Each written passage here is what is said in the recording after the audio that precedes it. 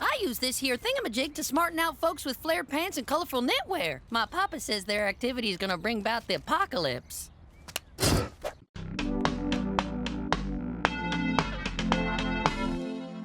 So as always, my name is always Tom, and today we're going to talk about a show called Gumball.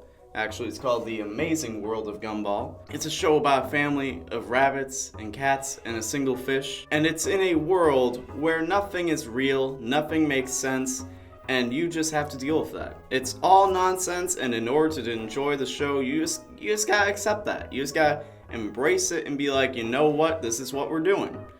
Nothing's gonna make sense, things are gonna make sense within the laws of the universe that this show takes place in, but those laws don't really make that much sense at times. And you just gotta accept that. You just gotta suspend your disbelief. And the show does a pretty good job at helping you out with that, but you still gotta take the effort to stop and be like, alright, I ain't gonna be one of those people who overanalyze this every little thing to be like, well, in real life, that wouldn't happen. Well, you're watching a cartoon and the rules don't necessarily apply. You know, balloons, bananas, puppets, they're all sentient. They're all citizens of Elmore. And I actually want to take a moment to appreciate the artistry of this show, because all the craziness and everything actually allows for all sorts of types of animation to take place. Just all different types of mediums to be used in order to create the visual presentation of this show. You have 2D, you have stop motion, you have live action elements. I think there's pretty much every medium of animation that you can have present in this show. And there are also some really well thought out narratives in The Amazing World of Gumball, and honestly, I don't think this show gets enough credit. It gets a lot of credit, but I think it could get more credit. Now, before we dive into this, let me make a quick disclaimer.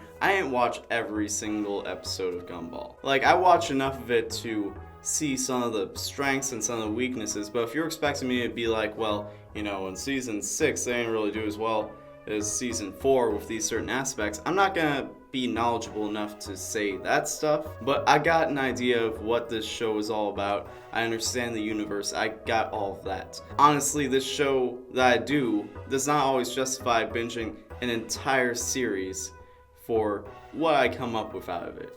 With regular show, oh my god, that was a solid week of me being like, you know, any day now I'm gonna be done with this. And then a week later, I would still be watching it, and that was with me skipping around with episodes, so it's just not practical. Let's just talk about some of the things that Gumball does well. Sometimes we watch a show, or a movie, or a trailer, and we think, oh, this thing was just trying to be this. This was just trying to be deep, trying to be weird, trying to be edgy, like the new Titans trailer, or at least new as of me recording this, where it's just trying so hard to be dark and gritty and serious to the point where it's just become a parody of itself. And the thing is, Gumball, if just a base glance, may seem like, okay, this is just a show that's trying really hard to be weird. But if you actually watch it, you realize that it's not trying to be weird, it just is weird. It set up the premise, so it's weird. The universe is weird, the rules are weird, the characters, just the way that their identities exist is weird. But all the stories and everything makes a lot of sense. It all follows a logical pattern, making it a show that isn't trying to be weird, it just is weird. That's just what it is. And it makes the weirdness feel really natural and not forced, like a show that would be trying to be weird. And the fact that it's just naturally weird allows for so many diverse and dynamic stories that we haven't seen before, and some that we have seen before with completely new takes. But you may be asking, what makes Gumball so weird just at face value? Well, it's the diversity of the world. The outlandishness of Gumball comes from the fact that not a single character is normal. There is no normal in Elmore. Everyone is vastly different species, different forms of life, different anything you can think of. You have ghosts, you have clouds, you have extraterrestrial beings using a shell to interact with the physical world in a more regulated manner. And these vastly different physical traits illustrate the vastly different personalities of the characters and actually strengthen those personalities And it makes for such great interactions between characters and such interesting relationships. And something I really like is the fact that the rules don't really change out of convenience. Like, oh, this would be difficult to write, so we're just gonna, use a cop-out to make it different. I mean, except for maybe like with Darwin, where it's like he's a fish who can breathe air but also breathe underwater. It kind of seems like one of those things where it's like, just don't question it. But like if a balloon and a cactus are dating, that's not just like a thing where it's like, oh, it's weird and quirky and like they can just do everything a normal couple does, but it's funny because it's a cactus and a balloon. No, it's like, that's a legit cactus and a balloon, and they gotta deal with the same problems you would have if you had a balloon around a cactus. And if you drop a pizza in front of a family of pizza people, that's like committing murder. Like, you don't have any goofy Pluto situations, and if you do, they're gonna acknowledge how crazy that is. The fact that we don't see the writing shy away from these types of situations because they require boldness or complexity is actually really beneficial to the show, and it fuels some of the most interesting episodes. For example, the episode The Matchmaker, Gumball is trying to get Darwin with his crush, and he figured out his crush based on a photo that Darwin was thirsting after. So he was like, okay, Darwin likes this one girl, and he teamed up with their friend Carrie, who actually has a crush on Darwin, and then Carrie has to help Gumball get Darwin with this other girl. So she makes like a love potion that makes Darwin and this girl fall in love, and then after the fact, Gumball's talking to Darwin, and then he finds out that the picture wasn't actually of the girl they got him with, it was with Carrie, but Carrie's a ghost, so she doesn't show up on film. So that one little thing gave the entire story a conflict, because it's easy to just be like, okay, let's have two characters, they like each other, and then they get together. And it's like, you can do that, but it's not all interesting or satisfying. It's kind of like if you order wings and they just give you a sauce. Like, yeah, I want the sauce, but where's the thing? I can't just eat sauce. Like, you can't just take in a resolution. Like, you need that conflict, you need that issue to get around for a narrative to form. Like, that's your meat, that's your substance. And some of the best substance comes from when you have something like that, especially when it comes to romance, when you have it where two people like each other, but there's just like this one thing, like this hurdle that they need to get over in order for them to be together. Even if it's just they're at arm's reach away. Like, there needs to be something to keep them from being together, for them to overcome, and that makes it feel deserved and satisfying when they do get together. So use the aspects of the world they created to give that feeling, to give that sense of conflict and add substance to the story. The only problem I have with that episode is that the resolution feels kind of just like pulled out of thin air, because it's like Darwin's under the spell of the love potion. They do a whole sequence where they're trying to get him to fall out of love, or they're trying to break up the two, and then like Darwin just sees Carrie crying, and then he's like, oh my god, like he just snaps out of it, and they don't really give like an explanation. True love broke the spell. And there's no like establishment that can even happen, and it's kind of like it makes it feel a little just like we needed a happy ending, so here you go. I mean, I guess it's only a 10-minute episode, but still, like, you could have done something to set that up. Moving on though, something that myself and a lot of people find very admirable of Gumball is the fact that the writers are willing to step out of their comfort zone when it comes to exploring topics. Like, they take risks. Like, they say some things in this show that get passed around on the internet like, dog, they did this in a cartoon? Like, seriously? I think one of the most prominent ones was the whole social justice warrior episode, which, you know, I've been labeled as a social justice warrior online for a few years now. I don't necessarily self-proclaim myself that, but other people feel fine calling me that, so. But I guess I have been kind of paying attention to the social justice scene since like 2012, so I guess that's not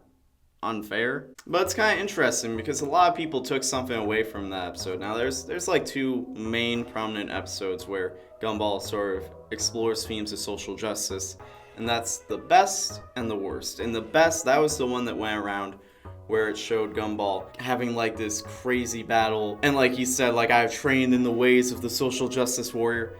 And like a lot of people took away from this that Gumball was trying to make fun of social justice warriors, which maybe they were like, you know, tongue-in-cheek, kind of poking fun at the idea, but really, if you watch the episode, the way that they portray the whole conversation was actually very well done. The fact that Darwin was kind of reprimanding Gumball for how he was treating the situation, they really kind of showed that social justice is a nuanced conversation that has been kind of warped and distorted to be taken advantage of by people for the sake of being smug or elitist, which that's kind of a thing. But they really tried to drive home the fact that those people aren't necessarily bad people, they're just prideful and misguided, and that social justice itself is actually a cause with very good intentions. And then the episode The Worst takes a bit more of a practical exploration of themes of social justice, where like Richard and Anais switched places, so Anais was an adult and Richard was a kid, and they kind of explored that.